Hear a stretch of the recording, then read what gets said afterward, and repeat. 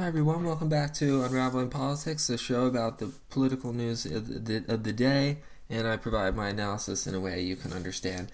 Today we're going to have a special guest on the show. I'm bringing back Joe. He was on the show in September, so we're going to talk about the election, considering this is our last one before the election. And we had a bombshell poll that came out right before we recorded, so you're going to hear about that. Let me say that our predictions for the House did change a little bit since we recorded it, as some new polls came out from the New York Times, which I'll talk about at the end. We think that Democrats have a better chance to take the House. He actually thinks they might take the House with some seat changes, but it's very, very close either way. And as you should know, things change very quick this time of year. We got a poll from Selzer. I'm not super familiar with it, but from what I read online, it's a very highly rated poll. Um, I don't know exactly why, but I know it is. Maybe you do. Um, and the results were pretty shocking. And I'll tell you, I was surprised too. And if they are anywhere near accurate, then that will completely upend the race. Yeah, so the results of the Iowa poll are Harris +3, and the results in Iowa in 2020 were Trump +8. So that would be a pretty insane, unprecedented shift based on everything we've seen so far. Um, I don't. This is kind of a live reaction. We're recording literally just after this came out because this was one of the few outstanding polls. Almost all the polls have come out and they're pretty close, but not this one. So I mean, there's only so much to be said other than this is just truly astonishing. Well, Um, let's explain why it's astonishing. Because I think to casual observers, they might think, all right, well, +3, that's pretty close, right? So that doesn't mean very much. Well, it would if this was like 2008 or 2012, but Iowa has not been a competitive state really since it's like 2012. 2012. Yeah, I was Yeah. gonna say even 2014, 2016. it wasn't that competitive. Like that was when like the Republicans started to pull away. Like they won the Senate race by a comfortable margin. Um, and also real quick to go back to why is it so highly rated? It's generally highly rated because it's almost always right. Um, in 2016 and 2020 when the polls were, pretty good for Hillary and Biden, especially for Biden, but pretty good for Hillary too. The result of the final poll that year was both Trump +7. He won by about 9 in, I think like maybe 9.5 in 2016, and he won by 8 in 2020. So really close to exact, like, for a poll, like that's basically exactly right. Um, and a lot of polls, overestimated Biden and, a bunch of Democrats in the Midwest for several years. So, Hmm. I mean, I was looking at the history shortly before this. They were off by 5 points in 2018 for the governor's race. They had the Democrat winning by 2. The current Republican governor ended up winning by 3. They were exactly right in 2022, I think, for both Senate and governor. I think Senate was exactly right. Governor, it was, if not exactly, like very close to exactly right. Um, so this is nothing short of like either this poll is really off or Trump is absolutely dead.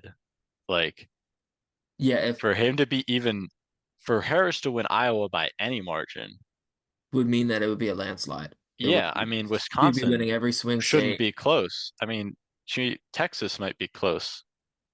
Ohio, The Ohio Florida. probably, competitive. I kind of feel like Ohio would be better than Iowa, to be honest. Not certain about that. I think Iowa is more swingy. So, I would guess that maybe Ohio votes to the right of Iowa, but like we shouldn't even, Ohio is supposed to be a safe state. Yeah, with So JD like, Vance being from there. yeah, well, I don't think he helps Yeah, particularly, he's but definitely not helping. um, yeah. Now I will say this kind of does lend some credence. Like here's my thinking. Like, assume it's like 5 or 6 points off. Well, like let's say like Trump wins Iowa by 3. That's still He's pretty still bad. that's like if you knew the results where Trump wins Iowa by 3, you would give Harris like an excess of 95% chance to win because that's just horrible. That's 5 points worse than 2020 when he lost narrowly, but he lost. Like that's really like this poll has to be wrong, like very wrong for Trump to have a chance, let alone be favored. And Hmm. and you know, And still, most models still favor him. At least, I don't know about now, but at least most models still favor him to yeah, be I the don't winner. think the Nate Silver model has been updated. Yeah, I just refreshed it. It has not been updated like within like the half hour since the poll released, but he's going to, I'm sure tonight. Um, yeah, so if it were off by 11 points and Trump won by the same margin as 2020, that'd be enough for you to maybe call it a toss-up. So I mean, I'm just thinking Texas in 2020, if I quickly look it up, the margin was Trump won by five and a half, one I by think, right? no, Trump won by about less than 6%. So Yeah, if 5.5. That's what I said. yeah, oh yeah, I thought you said 9.5. If you No. yeah, so if it goes, that would be for Trump plus 8 to Harris plus 3 is an 11-point swing. I mean, you're talking about like almost you're talking about not only every swing state, you're talking about Iowa, Ohio, Florida, Texas, and maybe even some other ones. Yeah, And I still think I still just can't see Florida being even all that close, to be honest. Like we've seen like Florida shift right even as the rest of the country is yeah, competitive or me too. shifting I blue. find that extremely I just think Florida is honestly a safe state at this point, but yeah, we or say very that about close to it. Iowa. Yeah, So I mean, I was expecting Trump to win Florida by more than Iowa before this, but I don't know. Maybe you call Florida likely with this, but maybe it is possible that Iowa is competitive and none of the other swing states are affected, but that's pretty unlikely, yeah. as Well, I so said. I think one thing that this is like Iowa's like super white, similar to like Wisconsin. Michigan and Pennsylvania are a little bit more, but they're still more white than the country as a whole. And so this, if nothing else, maybe lends some support to the idea that we're seeing racial depolarization. Harris doing better with white voters, especially educated ones. And you know, Trump is probably going to. I still have a. I don't see how Trump almost certainly, like near 100% chance is going to do better with Hispanic and Black voters than last time. We don't know by how much. I mean, how much is a critical question for who's going to win the whole thing. Yeah, that's a good Um, point. but like, I guess so. Like, maybe like you don't see like Texas and Arizona shift blue very much, but like the Midwest is like kind of snaps back to like the Obama era or something. Like I'm just trying to come up with like scenarios where like this is like again, like even if you imagine like it's off by like 6, 7 points, Trump wins by like 3 or 4. That's still like that's still like enough bluer than 2020 where like it really the national picture shouldn't be that close. Like it should be that would be like, maybe if Trump wins Iowa by 4, maybe Harris wins Pennsylvania by 3 or something. Wins Hmm. Wisconsin by 3, 4. With Michigan maybe like 5 points, plus or minus obviously a little bit. But Yeah. I mean I'll say, one of my points before this was that Harris has taken a more clear lead in Michigan in Yeah. polls. It is Um, a clear lead at this point. Yeah, some high quality polls that were released a few days ago were the Marist College polls, which showed Harris up 2 in Michigan and Pennsylvania, up 3 in Michigan, which would be a good result for her. That's not really a blowout, but that's a good result for her and a good poll. The Marquette Law School poll, which is generally pretty good, is had Harris up by 1 in Wisconsin. Wow. So she's gotten good polling in the blue wall. Um, Sun Belt states are still a little iffy for her. Um, But she doesn't was need those polling. ones to win. She doesn't technically need any of them. Just the blue wall is exactly 270. Um, With the so district in Nebraska, which she's likely to win. yeah, I almost think Nebraska is the second district is safe Democrat. She's up by like 10 points in the polling average, and Hmm. Biden won it by like 6 or 7. So I think that's basically a safe district at this Yeah, point. if anyone's not aware, the district in Nebraska, they apportion their electoral votes by district. So there's the whole state, that's 2 electoral votes, and then there's There's three extra ones, and then two of them are definitely going for Trump, the first and third, and then the second one is a toss-up. It went for, I believe it went for Obama, and it also went for Biden. It went for Obama, Romney, Trump, and then Biden. Obama, Romney, Trump, and Biden. Yeah, because I remember reading in 2020 that in 2008 they were because the district is based in Omaha, they were calling it Obamaha, Yeah, and I then remember that. in 2020 they were calling it Joe Maha. I don't know. I don't know what they're gonna Yeah, call well, it. it was Kamala close. Hall. It was close. 28, 2008, 2012, 2016. Then 2020, it was not very close. It was like 6 or 7 points for Biden. Um, so I think and that's like a suburban district, like urban slash suburban, and that's like the areas where you exactly expect Trump to do worse. Yeah, Trump So will step right in. I again, like I think this is like basically almost like a lock where this would be like this would be like Harris's version of Texas almost. Like Hmm. obviously it's not nearly as important. But like Trump losing Texas would basically mean like Yeah. the end of the current iteration of the Republican Party. I have to think like I don't know how like the Trump wing of the party survives like if Harris actually wins Iowa, like again, like even if it's particularly close, like that's just a got to be like a blowout. It would be. Yeah, I mean we're For kind of ad hoc right now.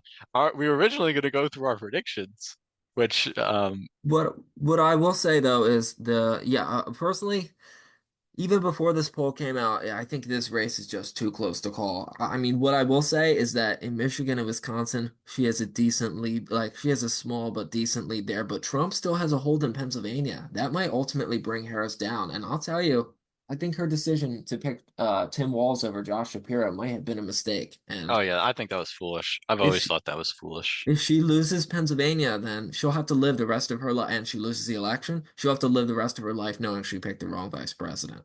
Yeah, and I still think that Wisconsin is the weaker link. Um, but I mean, you know, because I I, was looking I at I it. know the polling is like a point and a half difference, I think. Yeah, it's very Better for small. Harrison, Wisconsin. I I almost feel like it should be the opposite. That my intuition is that it would be like basically the opposite of that. It was or maybe a little less of a gap. Like in 2020, it was half point gap in fate Yeah, like Wisconsin was redder. And demographically, Wisconsin is a lot more rural and I think less educated. Don't quote me on that. But like generally it's more favorable to Trump. So I have a hard time seeing Pennsylvania vote more Republican than Wisconsin. But yeah, I do. she does basically need to win the entire blue wall. Like those are like that's the minimum path for her is to win the three blue wall states. So If she loses any one of those, she's probably cooked. very, very likely. Like maybe like she could like lose Wisconsin and win like Georgia or Mm, but if she win basically the only way she wins without all three is if she loses just Wisconsin and wins one Sun Belt state other than Nevada. Nevada yeah, Nevada really is irrelevant. Sorry, Nevada. almost irrelevant. Yeah. I will say And John they, Ralston is a journalist from Nevada who's a very good at predicting based on the early vote and stuff. I think some people might be exaggerating the extent to it of it. He said that um, Republicans have maybe a slight advantage, which I think may be accurate, but it's still more about like how people vote than like who votes. Because that's another thing. Turnout is actually looking kind of high, which I think is a good thing for Trump. But, just setting aside this Seltzer poll, still looks very close. We're getting the New York Times poll on Sunday, so I guess that should be before this is released. it, That's a big, big poll. I mean, that's the one I've been yeah. waiting on. Emerson also came out with a poll. As I already told you, 53 to 43 in Iowa for Trump. That's a 10-point lead. That's a bit more what I expect. Yeah, so that would be like your like basic like Trump victory. What you would expect a Trump Yeah, victory that to would look be like. slightly better than 2020. Slightly better than 2020, like oh that's 2 points. So like if he does 2 points better than 2020, he wins, probably everything except Michigan, which is pretty plausible result. Um,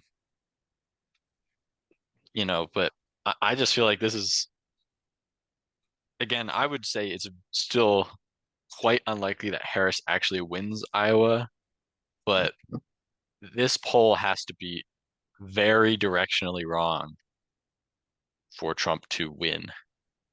And I think it's Yeah, it it's would a have to. shock poll. I mean, it was kind of a shock poll in 2016 and 2020 when they showed Trump doing much better than people expected.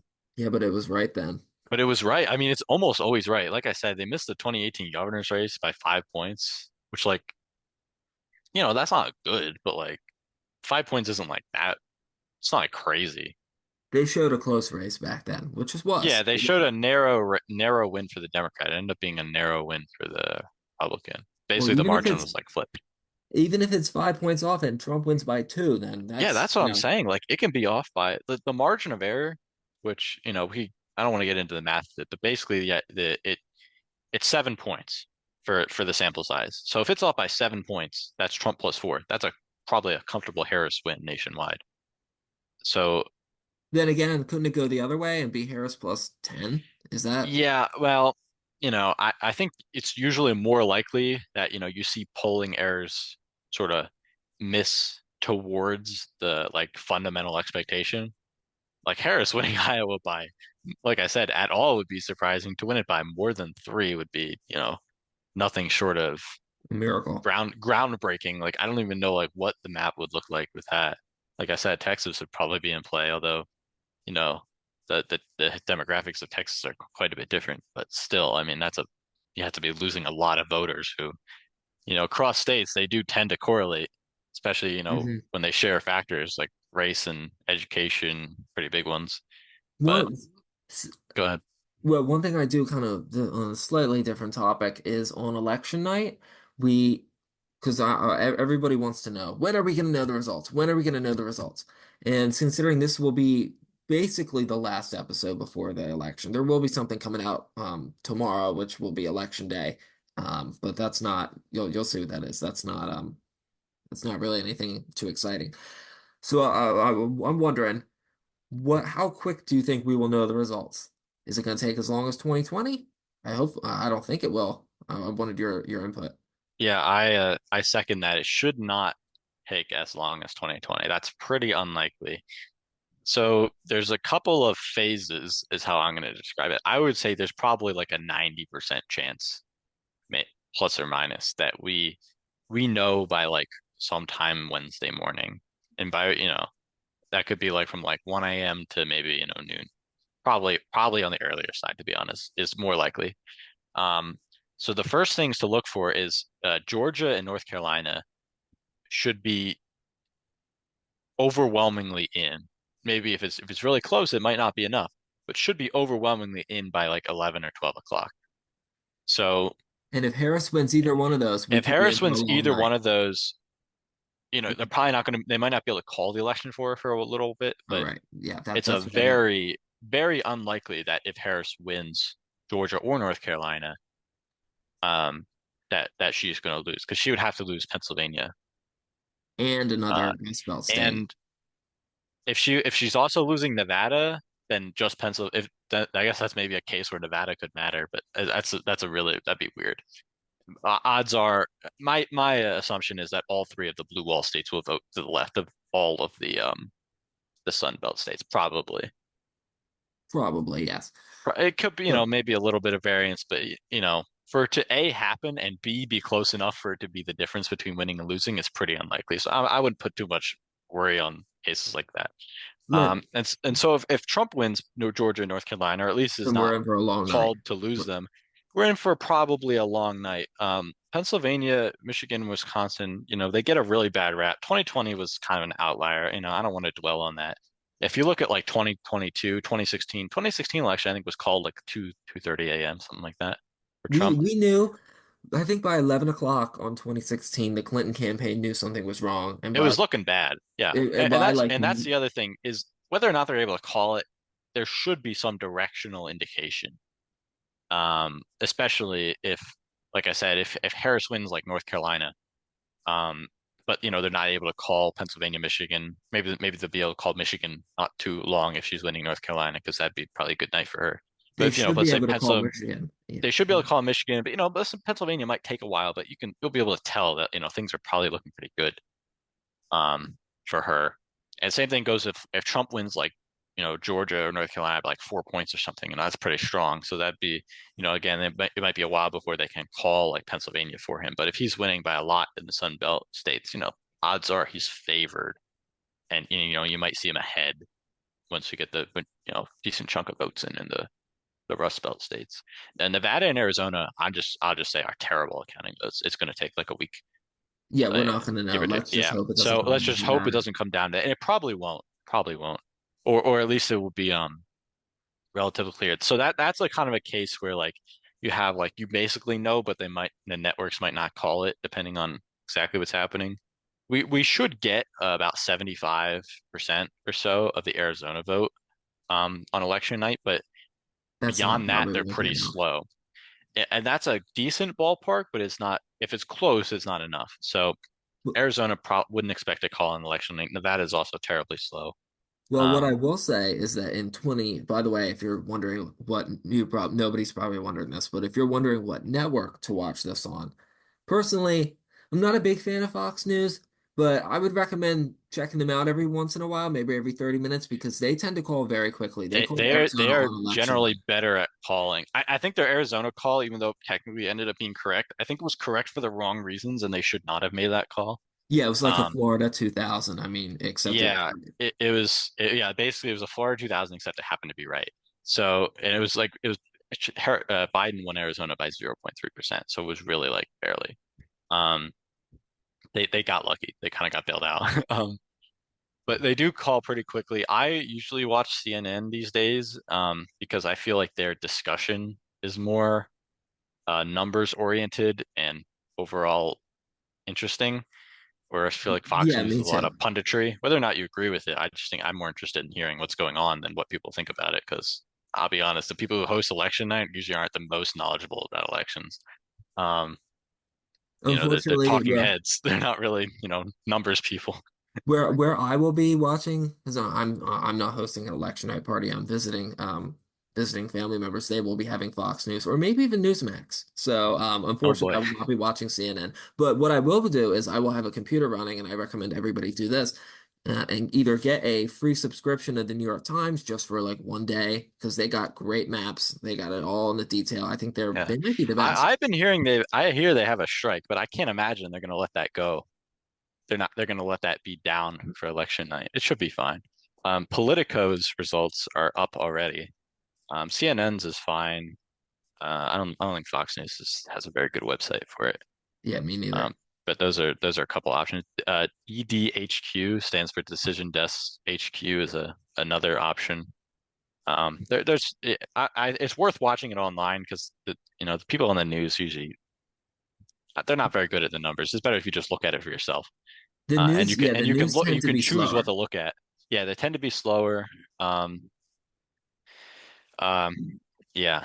So do predictions? I mean, we've kind of thrown a wrench into it, but I'll just go with what I was going to say before this Seltzer poll went What bad. I will add one more thing real quick. This would probably be the most likely scenario that we would not know on election night, and where it would come down to Nevada and Arizona. Well, it would come down to Arizona. Nevada would be irrelevant. Would be if Trump wins Georgia, North Carolina, and Wisconsin, but loses Pennsylvania and Michigan, and then Yep, that's where Arizona. Yep, that would be has to be Arizona for 260. Harris. It'd be 260 to 261. It would come down to Arizona. We probably wouldn't know until the end of the week, maybe even longer. Probably the end of the week, unless it's really, really close. I kind of think Trump is going to do pretty well in Arizona. Yeah, in that case, Just I in a would think vacuum. that Trump would probably win because whoever wins Nevada, that doesn't really matter because Yeah, I'm winning. I think so. I guess we can kind of segue into predictions here. I think Yep. my guess is that Arizona is the reddest swing state, then Georgia, then North Carolina, then Nevada maybe, but who knows? And then Wisconsin, then Michigan, then Pennsylvania, then Michigan. So I think if Trump wins Wisconsin, that's basically his minimum path. It's a good chance Pennsylvania comes along with it, unless it's really close. And then, so I think that's probably his easiest path is Arizona, Georgia, North Carolina, and then Wisconsin, plus or minus Nevada. It doesn't actually affect the outcome. Hmm. And thank goodness Nevada doesn't really affect the outcome because my God, are they painfully slow at counting. Yeah, the Um, memes in 2020 were Internet Explorer back when Internet yeah, Explorer still yeah. existed. And my my pre-Seltzer poll prediction was that Harris would win blue wall states, Nevada and North Carolina. Um, So North, 292 to 246. I got it right. yeah. Again, Nevada, I'm kind of throwing my hands up with. I'm kind of giving Democrats the benefit of the doubt because I really thought they were going to lose there in 2022. They pulled a rabbit out of a hat and won the Senate race. Um, Even though the turnout was pretty bad for the Democrats, like it, not too different than it looks now. Um, I kind of, the polling has really been better for Harris in the blue wall states. And with that racial depolarization we're kind of talking about, it seems like she's doing comparatively well with white voters. If Trump makes big gains with Hispanics, that helps him in Arizona and Nevada and Georgia a little bit, but not really in Michigan, Pennsylvania, or Wisconsin. He really needs to not, he needs to stop the bleeding with college educated white voters, which I think is not easy for him, and then make gains again with non-college educated white voters, which is how he won in 2016. Yeah, that's But imperative I in states I like just, Pennsylvania. the news hasn't, it's not like he's closing strong or anything. I think he's closing fairly weak actually. The week's news has been kind of lousy for him, even if not, overwhelmingly important. Yeah, with But the it's the garbage comment. Well, Biden yeah. too, but And if nothing else, my thought was always that, you know, the issues that are on the focus at the end are important, whether or not whether setting aside exactly what the story is. The final message is about like, you know, Trump saying crazy things, which is the which is exactly the opposite of what he wanted. He wanted like nothing to be going on, so that people are thinking about the economy and stuff like that. hmm. So because Trump is just unpopular, period, end of story. So he kind of needs the focus to be not directly on him, which it kind of has been for the last week. So I don't think he's closing particularly strong. Harris winning North Carolina is, I guess, like a semi-hot take. I think it votes to the left of Arizona and Georgia because it's more white, it's more educated.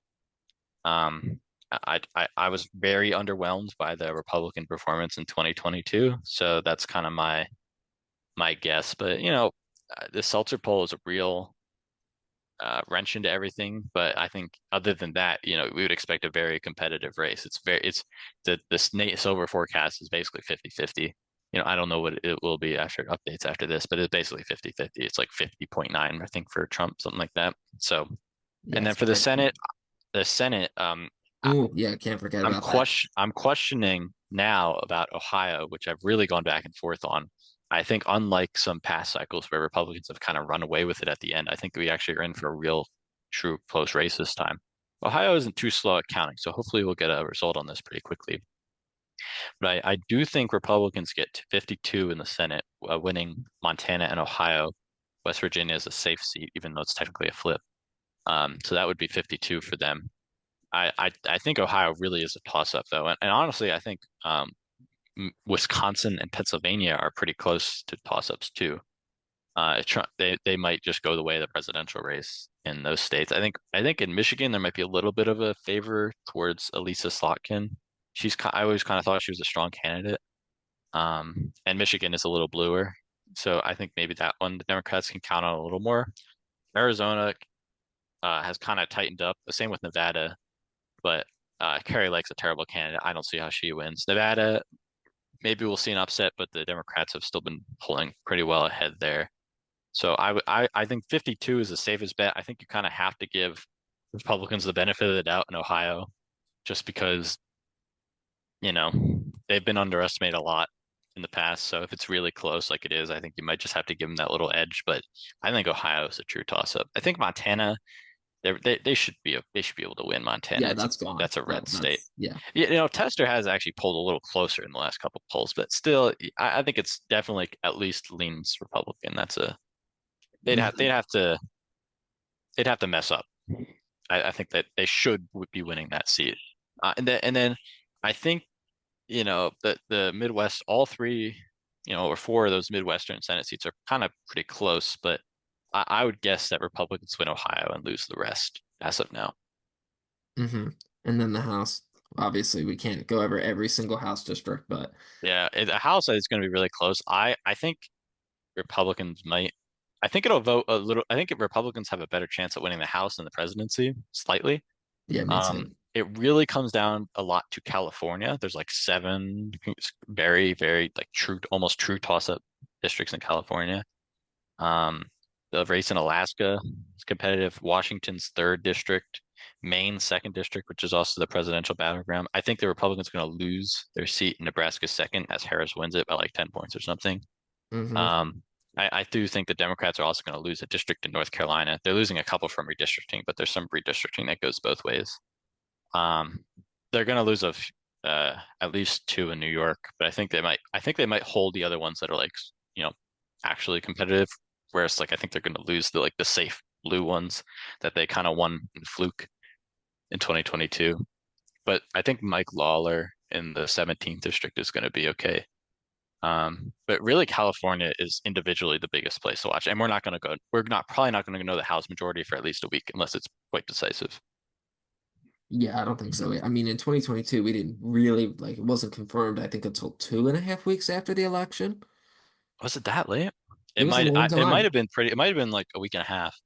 Yeah, it I might don't have been a remember week and a half. exactly. That's a good question. Maybe might check that for myself out of curiosity, but It was a long time. yeah, it was slow. California and Washington State and Alaska are slow and they are all important races. We kind of knew, I kind of knew the direction of travel, but Yeah. it Yeah. I mean, was the Republicans were favored. I mean, they blew a lot of races at the end, but as they yeah. always do. So I guess it's my turn. Well, I'll start with the House. I think we're going to see a narrow Republican majority, something around what we see now, maybe even narrower, which would be that would be very chaotic. In the Senate, um, I'm pretty much going to agree with what you said. The only thing I think Democrats are going to hold their seats in the Midwest. Tester is going to be gone. I don't think there's really any hope there. Maybe if Harris wins Montana, but uh, Maybe if Harris wins Iowa, John Tester will win. I think that might actually be a decent benchmark. yeah, maybe, but I'm gonna put that Seltzer poll aside. Then I think Ohio. I think you're right. That's a toss up.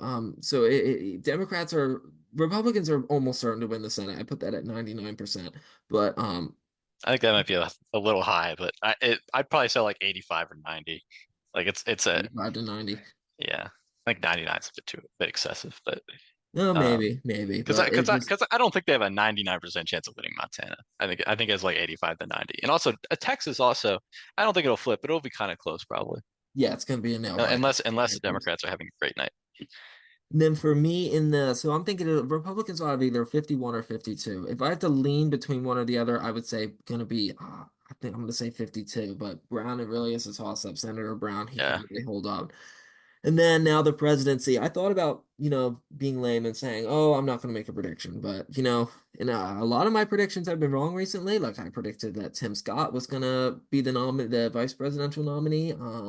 But actually, the people, the viewers, never actually heard this. But the day that Biden dropped out, I recorded an episode where I said I think Biden is going to drop out, and he dropped out, and I was never able to release that because he already mm. dropped out. So I did predict that. No one's going to believe me, but actually, I think I did text you. I said I think he's going to Yeah. go.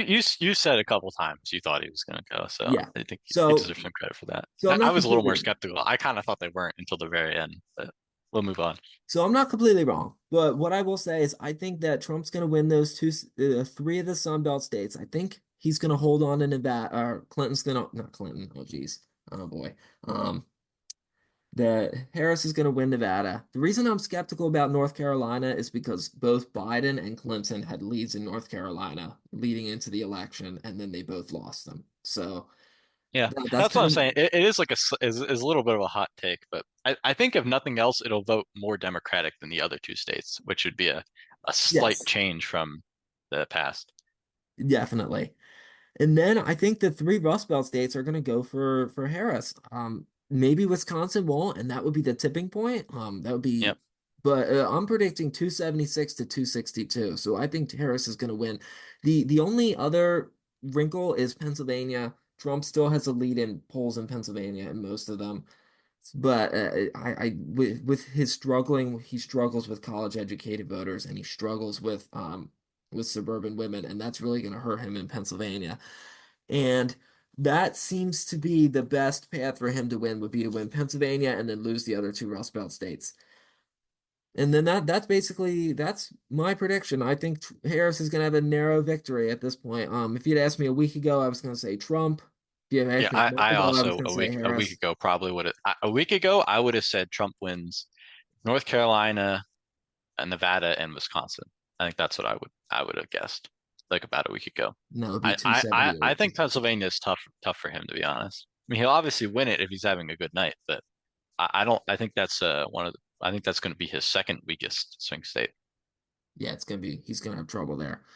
But hey, if he wins in Michigan, which we should know on election night, then we can go to bed. Yeah, I mean, look, for all the back and forth, how crazy this election has been. To be honest, I think it's hard to credibly say that either candidate has more than like a 55% chance, maybe 60, Yeah, depending me on what too. you're looking at. It truly is a toss up, and we're not used to that, and it's not very satisfying from a fundamental human level. But those are the facts, and we just don't know. And fortunately, we won't have to wait too much longer. But Yeah, well, we might have to wait. well, How long maybe a did they little wait in while. But 2000? I think they waited another month, so maybe we will yeah, be waiting. who But knows? we have a couple minutes left. No, we have 1 minute left. Do you have any last words you want to say? Uh, I'll say that this Seltzer poll. If I I just think this is like a total I don't even know, I can't even come to words with it, but like there's either something here or like it's just totally wrong. Like Yeah, and for it to be that wrong, that's statistically not easy. So, I think you definitely have to be pretty scared about that, especially with her track record being almost exactly right. yeah. Uh, you know, Considering it's that they don't just pluck people off the street, they use no, they weight yeah. it and they do And they they don't do hurting. A lot of pollsters have been hurting because they're afraid to pick a side. But we'll see. We're almost there. Nothing to do at this point, but just wait for him to count the votes. So I'll end with that Alrighty, well, I hope to have, well, we'll have to have you back after the election. after the Speaking election. That'd of, be good. yeah, absolutely. Speaking of the after the election, I actually don't know when I can record an episode after the election. Maybe it'll be on maybe Wednesday, maybe Thursday, maybe I'll have to wait until Friday. Hopefully I don't have to wait until Saturday or Sunday, but it's gonna be tough. Hopefully I can get one out. Uh, and uh and hey, there might not be anything to talk about. Maybe we won't know anything. But I think we will. I think we'll know who's president by the end of next week or the end of this week. All right. Well, thanks for coming back on the show, and I hope to talk to you later. All right. See you around. Thanks. So I hope you enjoyed listening to that. Let me end with the New York Times poll that we referenced, that has since come out since we recorded that.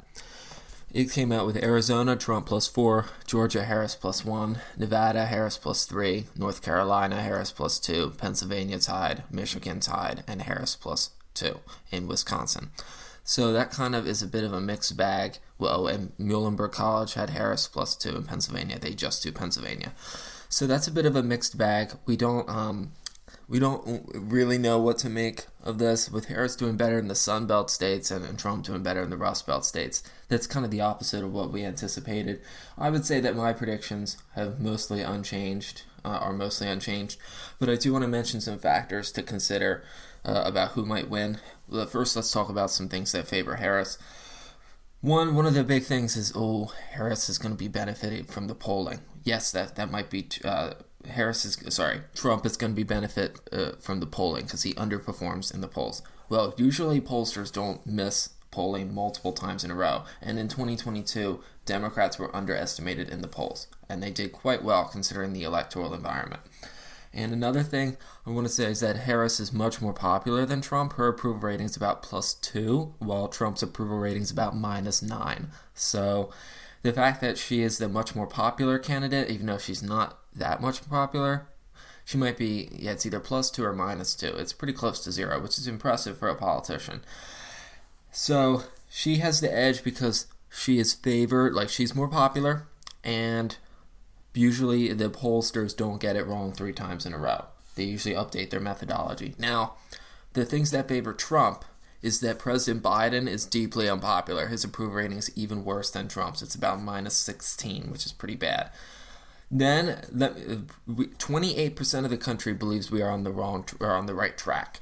There has never been a party that has been reelected with such a low percent of people who believe we're on the right track. Even though Biden isn't on the ticket, Harris and the Biden administration is.